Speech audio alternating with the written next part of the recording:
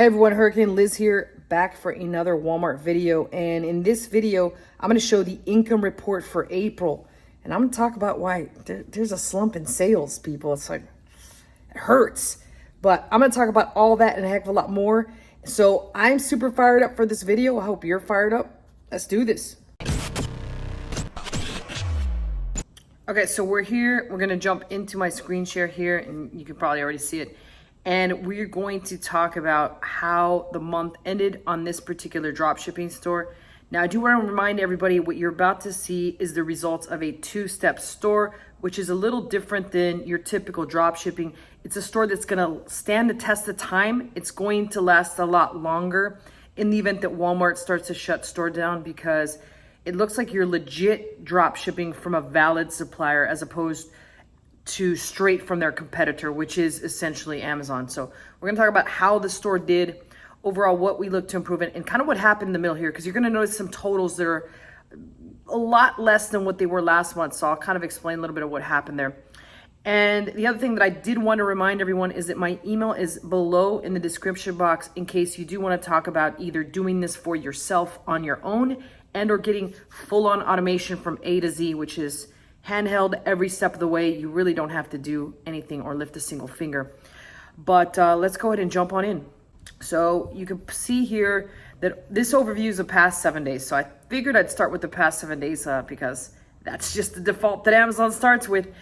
I'm sorry, that Walmart starts with. See, even I still get this crap mixed up.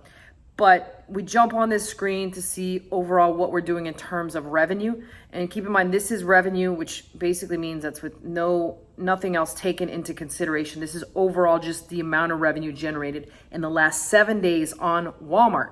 I got it right.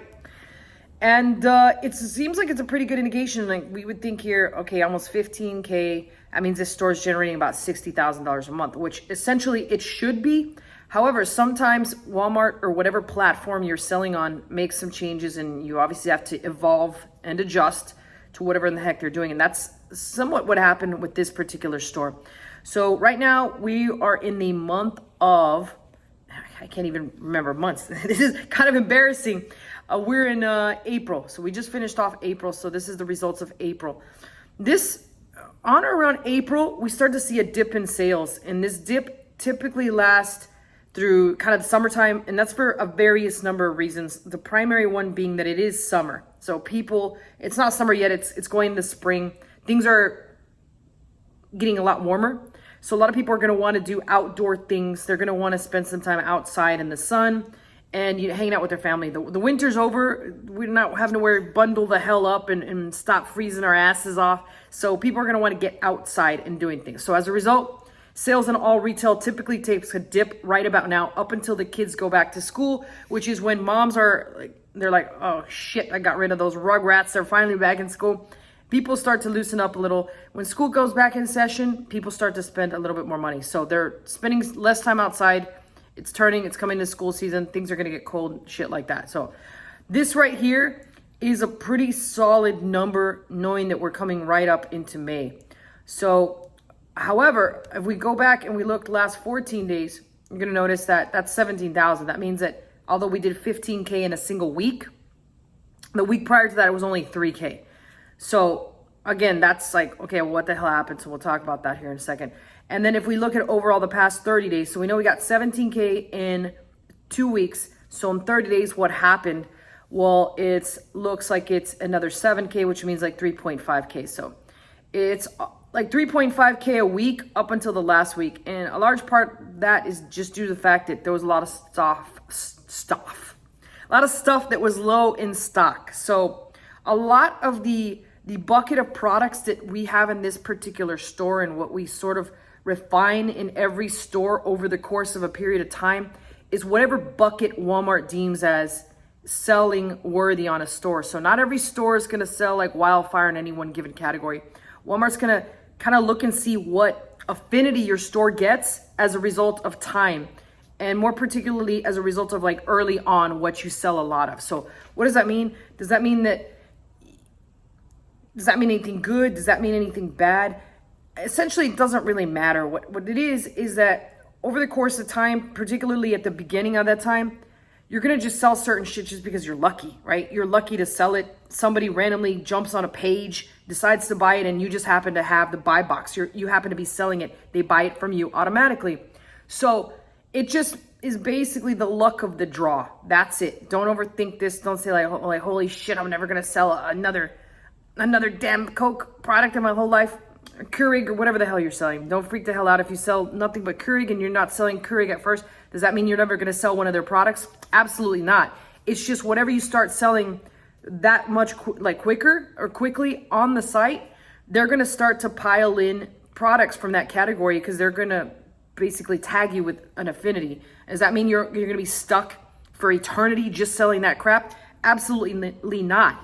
Other things can happen and you can gain an affinity for other things and then lose the affinity for other things. Like, it's just mainly the luck of the draw and how people buy in patterns based on what your store has and so forth. So don't be worried about that. It's just certain stores will sell certain things. This store just happens to sell certain products that were largely out of stock in the first 3 weeks of the month. Plus there was a lot of changes at Walmart. We had to be able to make sure that we adjusted to those. And this just goes to show that linearly, we kind of think about and we set our expectations quite high for what we want our stores to do. And we don't think about the shit that can happen, right? Things will happen, shit will happen. And as a result, we got to realize that sometimes just as success selling goes a similar pattern. And it's like you reach a little bit of success and then you go down and then it like wiggles around and then you go up and down and up and down. And it's just a straightforward path up, but it never goes in a straight line. It's always got some wiggles, it's got some dips, it's got some peaks, it's got valleys, it's got all that shit. But people tend to want the success to go like a goddamn rocket ship headed to the moon. That's not going to happen. It's the same thing with these stores.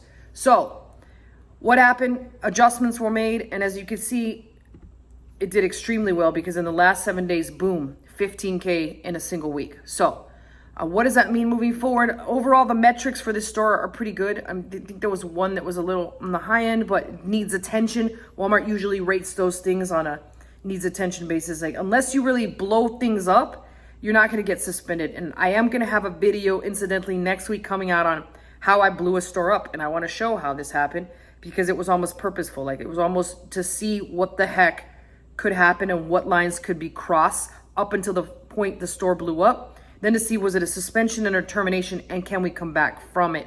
I think all that data is necessary, especially if you're doing a two-step store, which again, I just want to remind people lasts a heck of a lot longer. It is a longer term business model. So this store, all in all, again, if we see year-to-date totals, let's see if we can pull the year-to-date totals up. This is year-to-date already at the 100,000 mark. We are just finishing up April. So that's an average of 25K a month. It's still doing pretty decent.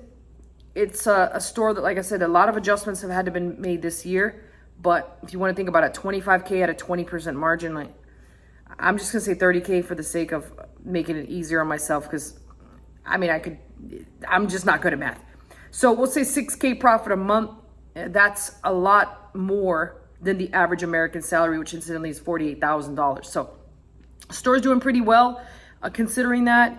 And as usual, as it gets closer towards the end of the year, it'll do a lot better. However, I just want to note, everybody, quick note to everyone out there, that based off of what we saw this past year during the Christmas holiday, a huge adjustment has to be made this holiday season around, which is utilizing the WFS platform, which for those of you that do not know, that's Walmart Fulfillment Services. And what that is it's the equivalent of Amazon FBA, which basically means you got to ship things into the warehouse and allow them to fulfill the products as opposed to you fulfilling them internally. So on this particular store, we drop ship. So we have ourselves that we have to rely on, that we have to intercept the package, repackage it, and ship it out to the customer. And we also have to rely on Amazon. Amazon's got to get it to us on time in order for us to do all that in a timely manner and then keep the metrics up. But with WFS, it gets shipped directly into the Walmart warehouse, and they're the ones that are going to have to worry about that. That takes it completely off our hands, and it's a lot easier, and your metrics tend to stay in line. Now, a perfect store would be a mix of two-step plus WFS. That way, WFS takes care of some of the metrics that you might have a problem with with the two-step in the event that Amazon gets behind or you get behind or anything like that. So either one of those works. I will start to come up with some videos on WFS so you guys can see what it's all about. But other than that, my email is below in case you want to do one of these stores for yourself and or you want full-on automation A to Z. I will be available for either of those. But questions, comments, go below. I always personally answer those. I'll see you guys next time.